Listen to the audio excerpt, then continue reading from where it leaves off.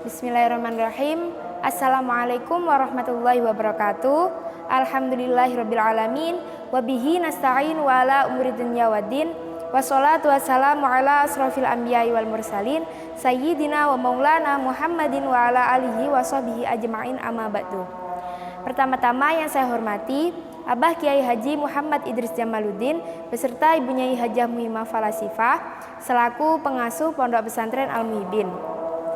Yang kedua yang saya hormati Ustadz Ahmad Nidhomi selaku pengampu pelajaran tafsir.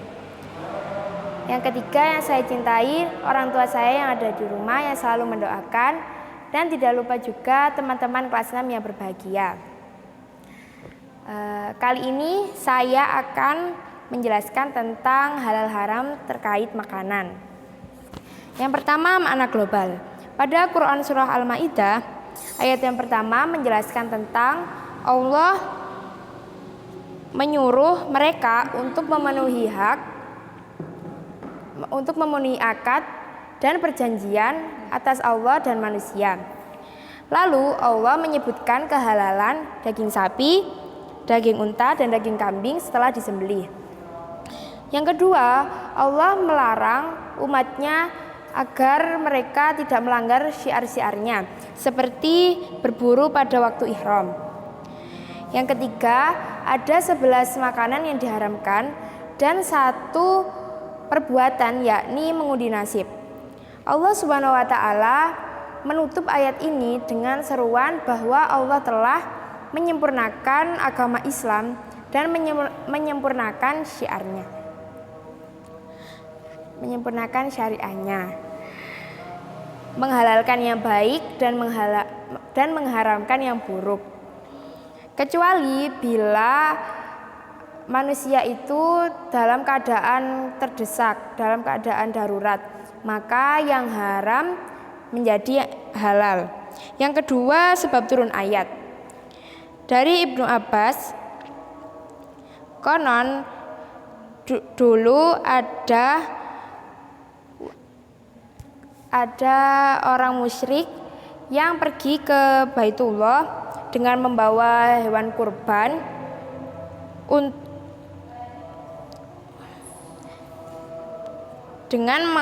untuk mengagungkan tempat-tempat ritual haji dan mengungkapkan kedengkian mereka.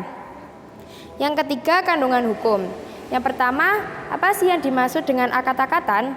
Sebagian ulama berpendapat bahwa perjanjian yang dimaksud ialah perjanjian utang piutang dan muamalah. Sedangkan ulama lain berpendapat bahwa perjanjian yang dimaksud ialah perjanjian syariah. Tetapi yang betul adalah yang dikatakan oleh Al-Qurtubi, bahwa perjanjian yang dimaksud ialah yang terdapat pada terjemah ayat, yakni penuhilah perjanjian atas Allah dan perjanjian atas manusia. Yang kedua, apa aja binatang ternak yang diharamkan?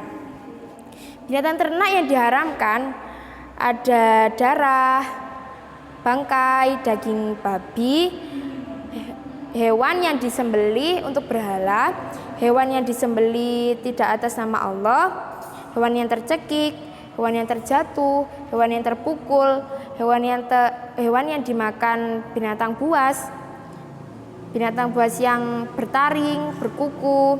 Tetapi Allah mengecualikan hewan yang terjatuh dan hewan yang dimakan hewan buas.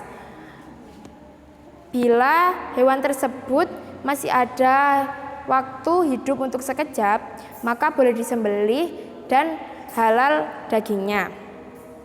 Menurut Imam Abu Hanifah, binatang itu tetap halal walaupun ketika disembelih didapati hidupnya sekejap. Dan pendapat itu yang paling kuat. Yang ketiga, bagaimana cara menyembelih? Ada 4. Yang pertama, Imam Malik. Menurut Imam Malik, menyembelih itu yang tidak sah ialah kecuali leher dan nadi. Yang kedua, menurut Imam Syafi'i, ialah memotong kerongkongan. Tidak perlu 2 urat leher.